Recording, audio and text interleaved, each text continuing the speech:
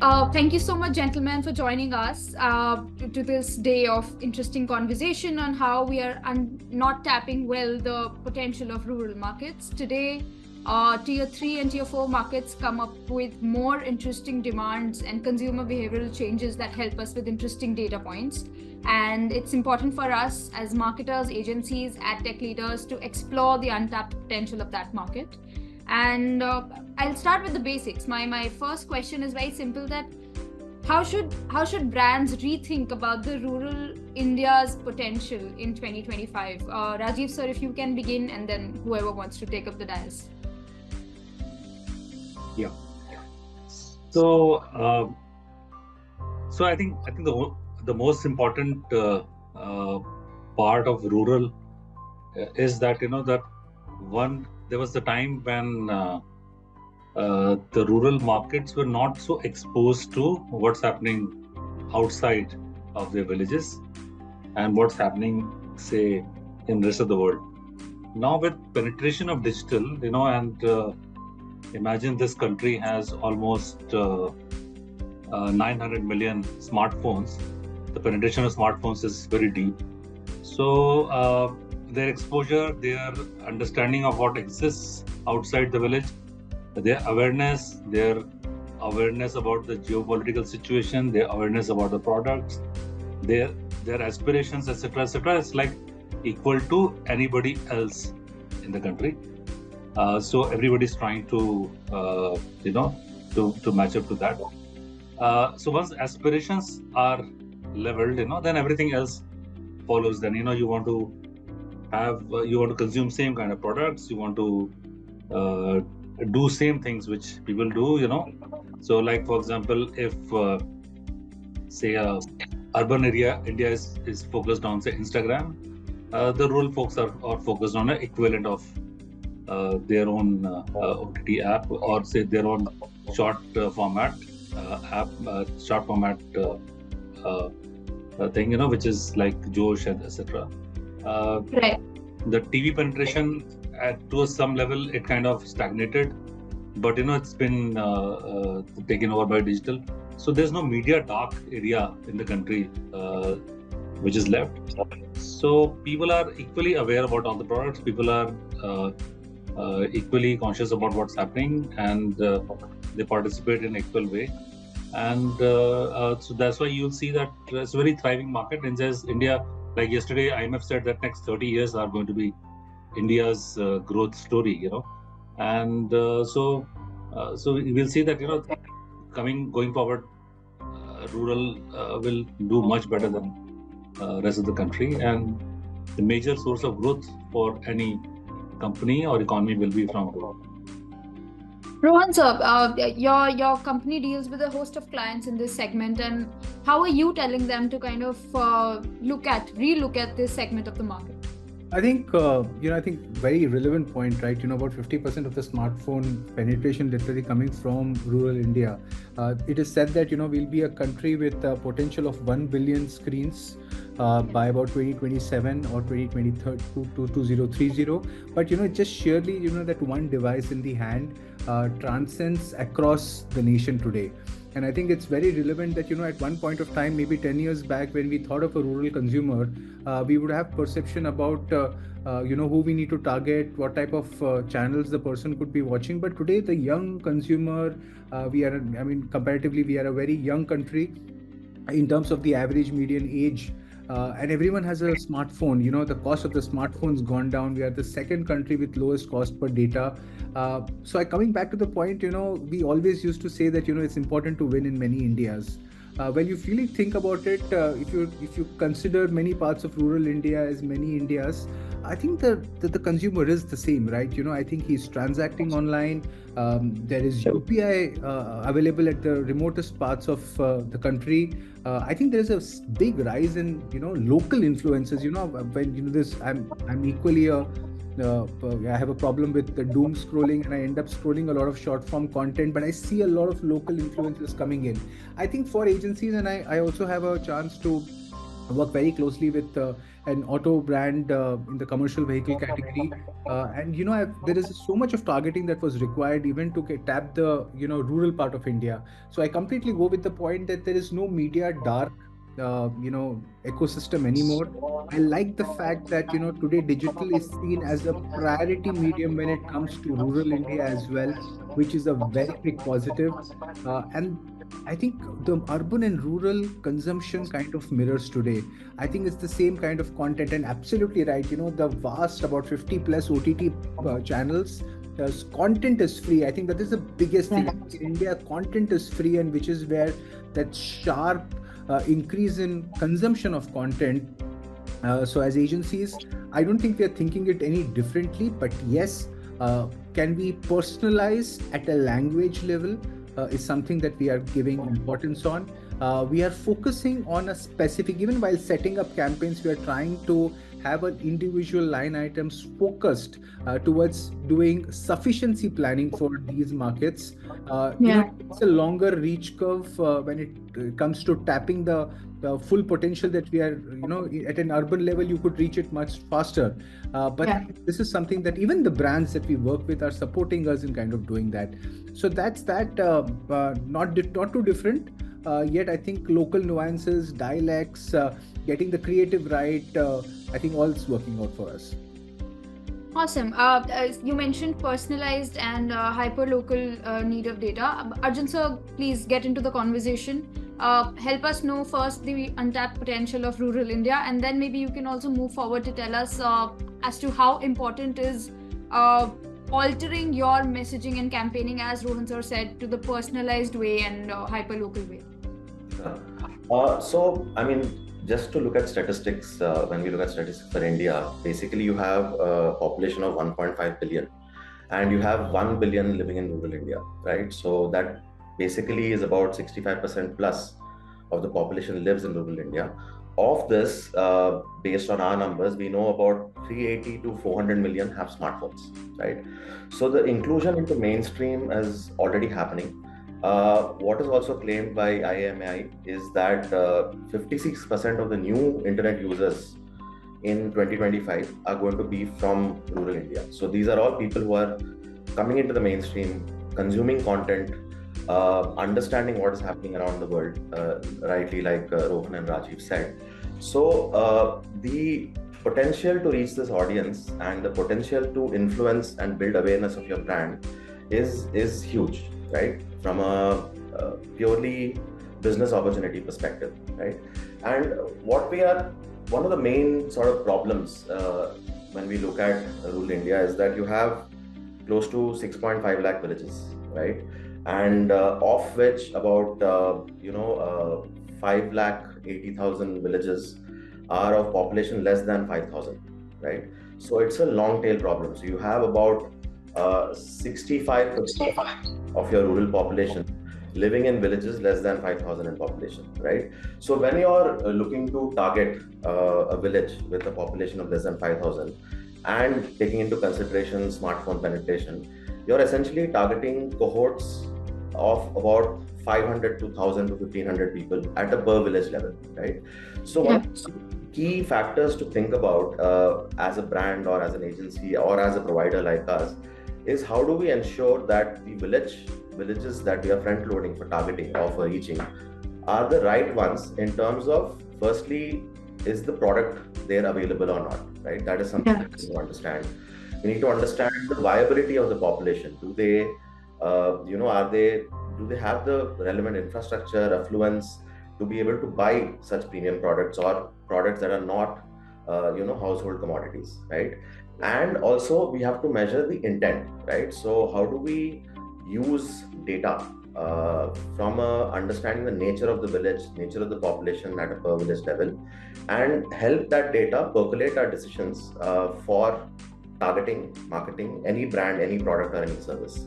So I think the biggest play would be in understanding the rural population from a data perspective.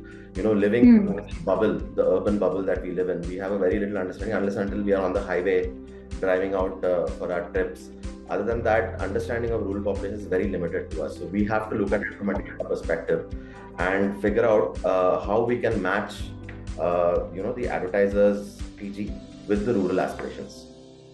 Right. Rajiv sir, taking ahead from his point of using the insights properly, using the data properly, how is Dabur making sure that they use the hyperlocal insights to optimize rural product distribution and everything, supply chain management and stuff? How is it going for you?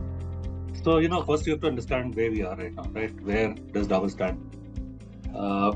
Dabur's source of business, roughly about 40 to 50% business comes out of rural, right? And we have built our entire supply chain and systems, etc., over the period. And Dabur is the second largest, most distributed brand in the country, right? Yeah. We are sold through about 85 lakh outlets, 8.5 million outlets we distribute through, right? Our reach is amongst the highest direct plus indirect reach of villages. We have highest reach amongst all the FMCGs, We operate in categories which are highly penetrated. Look at oral care, for example. 99% of the population in this country uses oral care, which is toothpaste, toothwash, etc. Hair oils, shampoos, over 90% usage, right?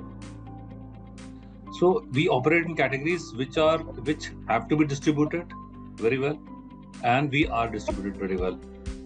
So hyper-local problem for us, that does not exist right now, because our penetration is perfect. I mean, in the sense that we are reaching out to more and more villages. Then we have our Yodha program, in which we reach out to the places where we don't have direct or indirect distribution. So one is tackling through distribution. Second is the feedback mechanism which we have through our large sales team, which gives us which comprises of like direct salespeople and indirect the third party roles people, which basically come and give us the feedback. So that works very well for us, in the sense that our distribution, our feedback mechanism, our demand generation, our demand planning, our estimation of what's going to happen, etc., etc. So we're quite on top of it, and but still, rural India has become a market which works on a price point of 10 rupees and 20 rupees and 1 rupee. Like 1 rupee sachet and toothpaste are in 10 rupees and 20 rupees. So these three price points are extremely important. So one has to optimize in these price points. So your product offerings has to be in these multiples. So that's one thing. So one has seen a transition from say 1 rupee to 10 rupee to 20 rupees this way. From here, one has to take it to the more premium products, because in terms of people, in terms of the population understanding the premium products, etc., is also growing very fast, and the larger packs and more premium products, etc., that has to seep into growth. So that's where we are. So as far as the hyper localization, etc., is concerned, that is done in a very different way. So like Rohan talked about influencers in say local areas. So what we have done over the period is that our teams, they tell us which influencers to use. Our local marketing teams, they tell us which influencer will work in which area. And now we have a mechanism to use a pin code level influencer, so like they're like 25,000 plus pin codes available in the country. Out of that, you can target 18,000 pin codes through influencers, So there are different sets of influencers which are available. So one is that is another route. Third route is your communication should be in their native language, So Dabur is one of the pioneers in this. If you go to say Bihar, within Bihar also there are multiple languages exist, So there is a region called Mithila region, So we have wall paintings in their language. I've heard of it. Yes. So we have say wall paintings in Bhojpuri in Eastern UP and Bihar. So those kind of things are done. That is hyper local for us. Yeah. Targeting them digitally and expecting them to behave in a certain way, that has its own problems, because the first party data of that cohort will be available for a very limited period. We are still very marketed company. We are available in about 80 to 90% households in the country. So for us, everybody is a customer. The hyper local, hyper targeting is not really a problem which we are trying to create and trying to solve right now. We are trying to solve Makes sense. the problem of premiumization and trying to reach out to the more population and trying to take share from larger players in our categories. Rohan sir, Yeah. if at all, I would love to know from you, if at all a brand is not at the stage of Dabur where this is not a challenge for them anyhow, right? How do you tell your clients, how do you guide your clients to make their communication and messaging more hyperlocal and relevant for the rural India? No, I think it was a perfect example from Dabur. It's very rare that, any brand comes and says, hyper local is not my challenge. And that's because of sheer distribution that the brand has. It's very insightful. I think what's happening for us from a very media standpoint, and a lot of D2C brands coming up, looking at penetrating various markets, there is obviously a evolving conversation around A, personalization, and B, hyperlocal. Even an auto brand wants an hyperlocal strategy, FMCG brands wants an hyperlocal strategy. But I think, to be very honest, in this quest of trying to put people in multiple cohorts, right? There is a telco data that tell you, I know what is the ARPU, so this is the audience that fits in well. Then there are the biggest, walled gardens, which are giving you cohort at a pin code level, which was just also mentioned right now. Initiatives like those, the kind of handset that one uses, the kind of data package one has. It could also be about any third-party data signals that any of the providers bases the content consumption. I think all these are playing a role, right? But end of the day, I think how do we kind of be right there?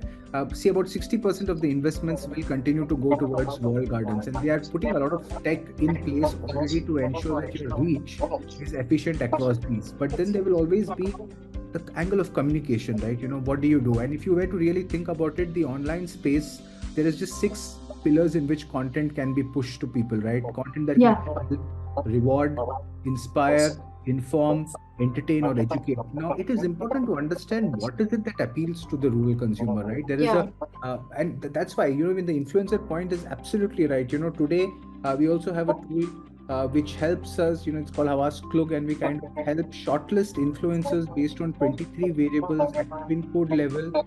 And there could be that one influencer with just about 10,000 followers, but has reach within its circle, I think works extremely well. Difficult to pinpoint that do this strategy and it will see results immediately is going to be difficult. For a brand like Dabur, which has been, it's a legacy brand, right? The pure sustenance that they've had over the years, the visibility that they've had over the years, the distribution that they've had over the years, top of funnel, it does its job.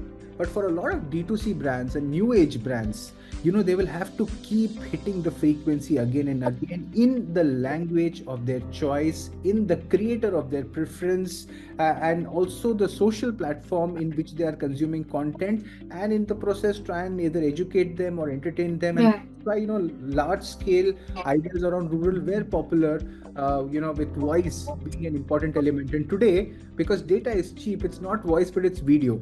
So I think these are the elements that we look at very closely. No fixed formula. The methodology doesn't change. Rely on platforms, focus on cohorts, get your basics right. You'll be able to reach out to them. Now, don't ask me a question about whether it will convert in 7 days or 1 day. I think it will take some time to work out as well. Makes sense. Arjun, so anything you'd like to add or sum up whatever we have discussed with the two of them? Yes. So brand like Dabur, which has a very, very high hydration in terms of product availability, is actually a very advanced brand in terms of reaching rural, right? But like Rohan mentioned, that there are certain brands who are new in the market, and also there are legacy brands who keep launching new products, right? So, one of the use cases that we worked on was for a baby oil product, right? Now, historically, Indian homes essentially use either coconut oil or mustard oil on their babies. So for a brand to market baby oil product to villages, and for that village in itself to have the intent and viability to buy a product like this, and move away from household available commodities. So how do you sort of identify and create a cohort of users or of villages that can have the intent of buying a product like this? So in that scenario, what we had done is we had essentially looked at the child and women development ministry data, right? So you have data available from Anganwadis, where you register. You have data available from ICDS, where the babies are getting immunized. You have data available again from self-help groups and Anganwadi, where mothers are registering for care of the baby, guidance of how to take care of the baby. You have information available in terms of education of the village. Do they have primary school, middle school, high school available? So is the community or the village coming together to help their female and children population, right? So using that as a mechanism to shortlist. So for example, Uttar Pradesh has 1 lakh villages, and brands will always have limited budget, right?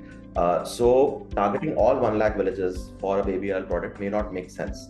So using data proxies like the one that I mentioned helps you isolate and create a small group of villages among that 1 lakh villages, maybe 10,000, 12,000 villages, where you'll be targeting a population which has firstly the viability, secondly the intent to buy a premium baby oil product, right? So looking at data as a proxy and understanding that budgets will always be limited, how can we help brands reach the right audience when we are looking at a vast population set? Yeah. Okay. So from the mood of the conversation, I understand that data is available, data is useful, but to target and utilize the data in an effective way is the key for every brand, and to how to utilize it in a hyper-local way to reach out to the rural India is the key. Okay, moving ahead, Rajiv, so how do you measure effectiveness of your campaigns that you run in the rural India, and what are some of the key takeaways that we can keep in mind if any other brand is trying to do the same? The only measurement of success in business is getting sales. There's no other metric. So yeah, but as Rohan sir said, it may come in 7 days or 70. You don't know, right? So our success has to be continuous. We are not going to measure success in such a short period. But what we have seen is that whichever region, whichever area, we have given special inputs in terms of localized say communication, local celebrity, then done a pressure test. That market always responds to advertising of some kind, of communication of some kind, or when you reach out to them and talk to them in their language. So it always works. It may take some time for some brands, because our brands, although they are called fast moving consumer goods, but getting there somebody to convert takes some time. It's really a slow moving process of converting somebody, say for example, baby oil category. Somebody has been using mustard oil for forever. For somebody in rural area to convert to a Dabur Lal Tel, it's always going to be a very tough thing, because it's an expensive oil. People have their own myths. What happens is that every time a child is born in a family, you have to go and talk to that person from the beginning. Every time you have to go and look for new consumers. That the loyalty doesn't get passed on from one generation to another. So every time you are addressing a new set of customers. So how do you do that? So to tackle that, what we did was we have a Anganwadi program which we run in rural areas of UP and Bihar, and where we go out to go and reach out to mothers to be and mothers who are young mothers, and talk to them and basically go and sample our products, etc. So that's been one way of working with a difficult category like baby oil. Then there are categories which are even more difficult, like there's a product called Asaf in our company that's called Dishmol Arisht and Ashok Arisht. These products are used for women's problems. So how do you communicate about them? So such things are tackled in a very local way, and through very localized kind of communication. And the measurement of success is that, wherever you give such an input, and one thing alone does not work on its own. So everybody, every function in the company has to work together along with this, right from communications team to, say, advertising, to media, to distribution, to people on the ground, then doing some activations on the ground. So all these things put together, when you put an effort, you always get some output. ऐसा नहीं होता है that you've done so much effort and nothing comes out of it.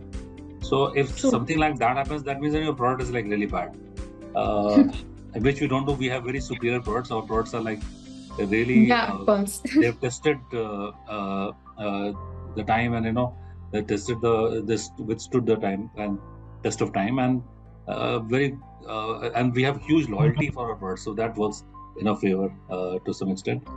And that club, along with everything else we do, which I just mentioned, that works very well. And when you make an effort, it always pays off. So rather than not doing anything, if you make such an effort, it always works. It may take some time for some categories, some difficult categories like baby oil, etc. It may work very well, very quickly for categories like, say, oral care, etc. So that happens, Okay. Rohan sir, for the brands that you handle, the question is almost similar for you as well. How do you measure your rural campaign effectiveness for your brands, and what kind of intelligence or brand lift studies, if I may know, do you use to kind of measure the effectiveness of the campaigns that you do for your brands? All right, I'll give a very direct answer on this. I think when we say effectiveness, it was always about assuming that a user journey was very linear and awareness, discovery, purchase, loyalty. Today we have this evolved fishbone design, and we are going through multiple touch points at any given moment of time. Like we would want to go and see an unboxing video, we want to see what the influencer is saying. You have also seen an ad, there is an hoarding that you have ended up seeing. This entire journey is complicated. Now if you ask me, what is the single measure of success, whether you do an urban campaign or a rural campaign, right? Though today, imagine your brand is not known, and I'm not taking the example of Dabur here. I mean, everyone knows Dabur, but take a D2C brand, right? And I'm talking about a lot of brands that we work for. Today, the number of people who could be searching for them could be 1,000. Organic searches. Your organic visits, your direct traffic could be on a very low value. As your investments keep going up, one of the filters that can start moving is, are the number of people organically searching for you or landing on your owned assets, is that going up? Because it is a true testament of how much aware people are about your brand now. And if that growth trajectory is on a positive rise, then your effort is reaching out. I might end up seeing an ad today, but I am not interested in buying that now. I will not go and search for it. True. If a product does inform me with the right information, I would want to go and search. So search is a very strong indicator, and take it as a digital brand health metric, which is my first answer, right? In terms of media deployment, it's no different to what an urban user has, right? Industry started off by saying an impression is the most important. Then they said CTR is effective. Then the platform changed, and then they said VTR is the ideal metric. Then they said not this, the viewability, which is 50% of the pixels visible for 2 seconds is the North Star. Industry followed that, and now they are saying attention, where it's not measured on the number of people who click it, but attention per seconds that our user is giving on these ads. So every campaign, whether it's urban or rural, the respective brand lift studies by the walled gardens are a given, and then we look at how well it's responded. And yes, I think if you have you do pressure test to a market, it does respond. For us as an agency, the response could be seen on digital brand health metrics, but for the brand, it could be people walking in, people end up buying it, people searched online, and there are many metrics. So it's no single metric to success, nor is it different from urban campaigns. But obviously, the look back window, how many days back has my impression been served, and today if it's converted, that can skew the results up or down. Sense. Awesome. Arjun, please dive in and tell us exactly how are you as well measuring rural effectiveness for the campaigns that your clients come to you with. Sure. There are a few aspects to it. Basically, firstly is of course the digital data, which is of the front-loaded villages that we have targeted. Let's say it's 30,000 villages. Firstly, were we able to serve impression on all of these villages from a hyperlocal standpoint? In that particular latitude, longitude, did we serve enough impressions that we had planned to serve, right? Followed by what was the view-through rate, CTR rate, downstream analytics of on-page engagement of the users that visit onto your landing page. These are some metrics we look at. Then we also conduct longitudinal studies, right? So before the campaign has started, during the campaign is running, at the end of the campaign, we try and look at all three aspects: recall, awareness, and consideration for the brand. Has it longitudinally changed, right? So what's important is to look at a pre-measure as well, not just while the campaign is running or after the campaign has run, to see whether there is any change in the consideration, recall, and awareness of a particular brand that we are running the campaign for.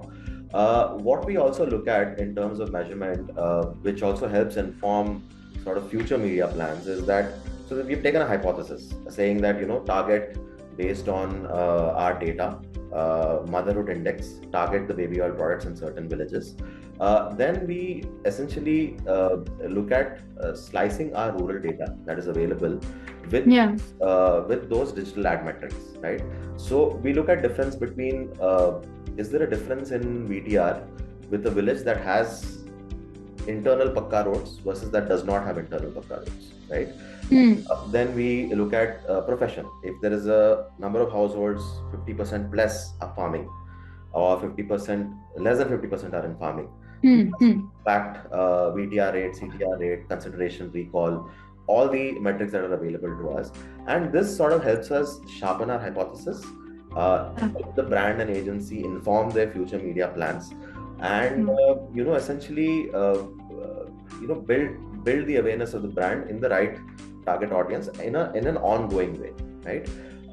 What we also recommend is once the campaign is run, it's also good to wait for a certain time and then again run the consideration metrics to see if it has sustained or it has dropped. So these are also certain things that we look at when we are measuring the efficacy of a campaign. Okay, so basically slicing and cutting through the data in different ways, different cohorts, and trying to reach out to different consumers every time. As Rajiv sir was saying, how do you reach out to new consumer every time is how you make it happen. Rajiv sir, how do you ensure more precision? Since he said that slicing data into different cohorts and doing it is important, how do you ensure precision into your rural media planning versus the planning that you anyway do for the tier 1, tier 2 cities? How do you ensure more precision for the rural sectors of India? So one is that one thing which one really does is that the kind of handsets you're targeting. For example, when you're targeting a particular campaign, like for example current IPL series, for example, right? Yeah. If you're targeting say a certain regions, and then you're looking at certain kind of handsets getting used in addition to what other cohorts you're looking at, like in terms of region and age, etc., and you're mapping it with the first party data which you have collected for your brands, and you're trying to marry it with the metadata and then trying to see what targeting can you do. So that's one way of looking at it.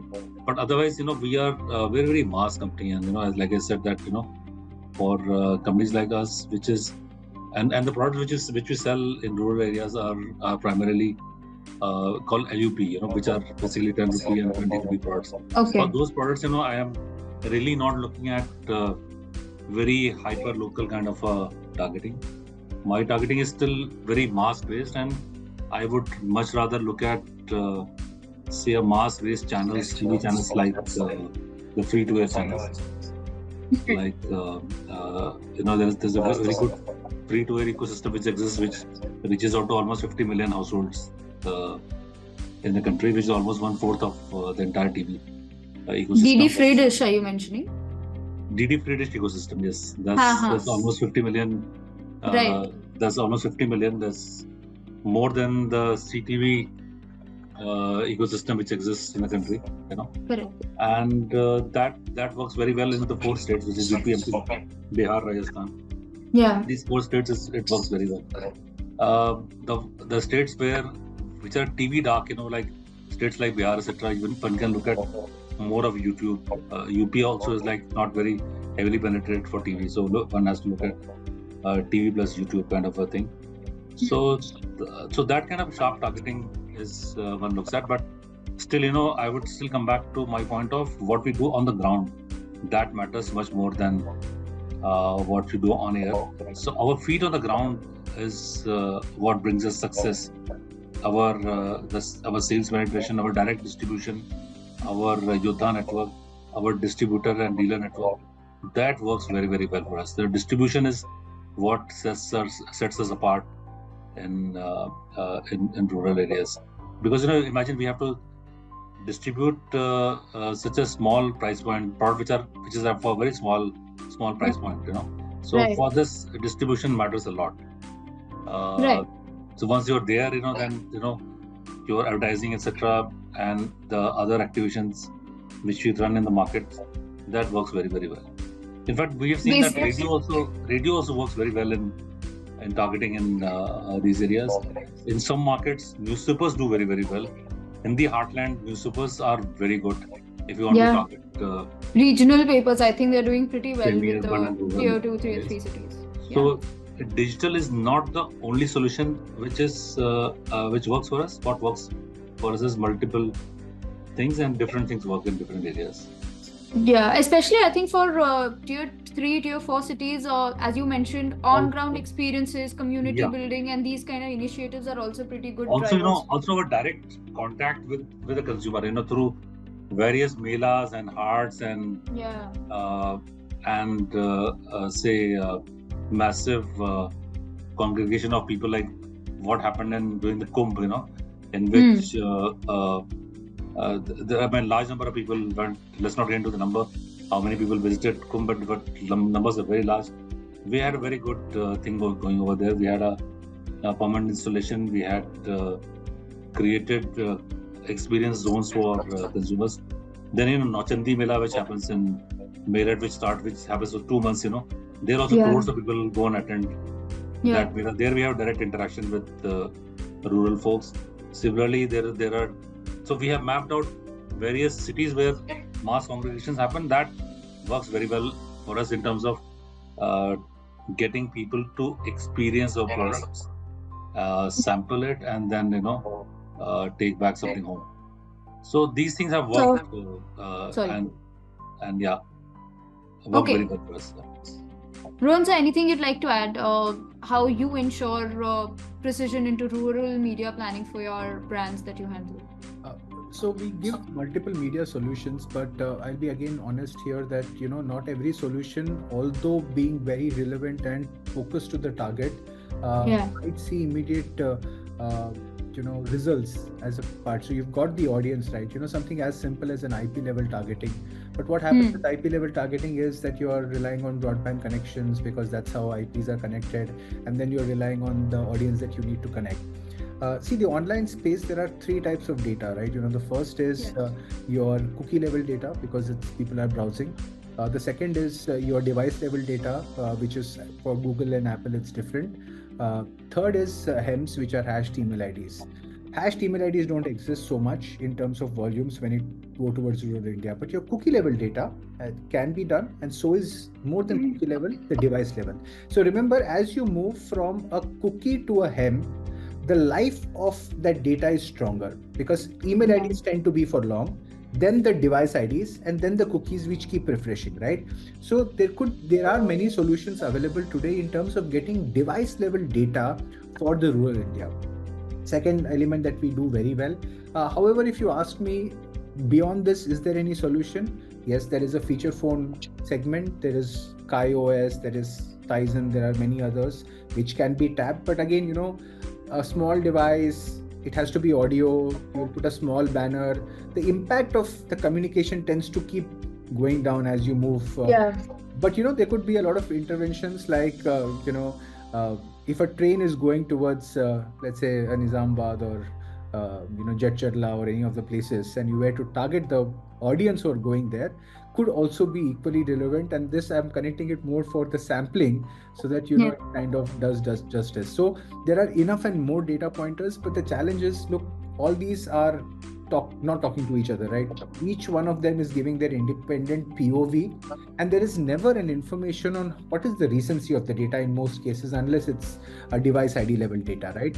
So you get your segment right, and the targeting is right, and with the right brand safety filters, I think we should be able to reach out to the audience. So these are activated basis very specific briefs in terms of whether it's visibility or reach or top of mind awareness that we're looking at. If I were to, if you were to ask me, are there precision? Maybe these are some precision-led focus, but still, I think the connections at scale in that market works very well, because you are trying to create hypothesis to try and place your segment within, people going only to, Jetchatla is the relevant audience may not always be right. So that works, that needs to be taken into account. Arjun, sir, we have inched towards the end of the discussion almost. What do you think is the key to having a sustainable and long-lasting digital marketing strategy in rural India? One simple question, and how important role a data plays in this? And after this, maybe Rajiv and Rohan sir can conclude the discussion once you give your perspective. Sure. So, I mean, sustainability essentially comes from being visible to the audience through multiple channels. As both Rohan and Rajiv sir mentioned, it's the 360-degree approach towards reaching rural audience. It cannot be just digital. It cannot be just TV. It cannot be just radio. It has to be field activation. Multiple efforts needs to be taken by a brand to ensure sustainable growth in the rural areas, right? Now, one is, yes, we as a provider, we try and provide these insights and execute these media plans for brands and agencies.